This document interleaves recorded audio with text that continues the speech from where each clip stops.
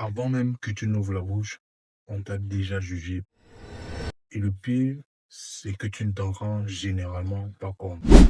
Bienvenue dans la première partie de notre série Comment devenir un homme de classe. Cette première partie s'intitule Le pouvoir du style. Là, nous sommes à l'épisode 2. Donc, si tu nous découvres pour la première fois, je t'invite à t'abonner si ce n'est pas encore fait et à aller regarder le premier épisode pour mieux te situer. Alors, dans cet épisode 2, nous verrons pourquoi ton image parle avant toi et quoi faire concrètement. Ton apparence, c'est ton premier langage. C'est ce qui va généralement déterminer le fait qu'on t'écoute ou que tout simplement on t'ignore.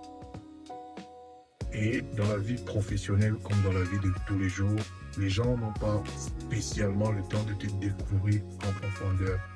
Alors tout naturellement, qu'est-ce qu'ils vont faire? Ils te scannent rapidement et te rangent sur une catégorie car cela est beaucoup plus simple pour eux. Alors concrètement, qu'est-ce que cela veut dire? Ça veut tout simplement dire que si tu es un homme mal habillé, négligé et qui manque de structure au niveau de ses vêtements, tu seras rapidement rangé dans la catégorie entre guillemets des personnes pas sérieuses du tout.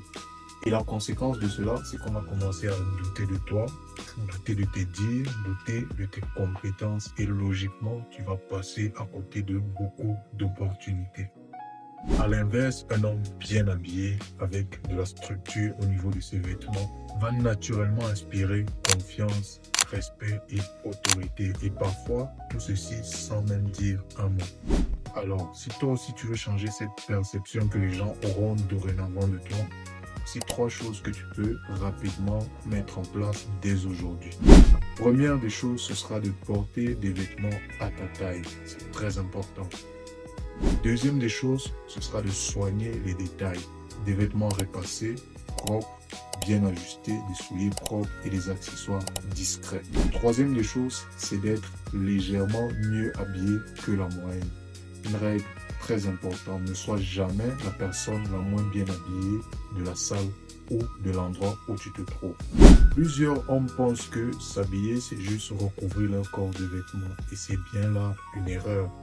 Car le style, c'est une véritable stratégie sociale. Et ceux qui l'ont compris dominent, saisissent les opportunités et parfois sans trop en faire. Et c'est ce que nous verrons dans l'épisode suivant.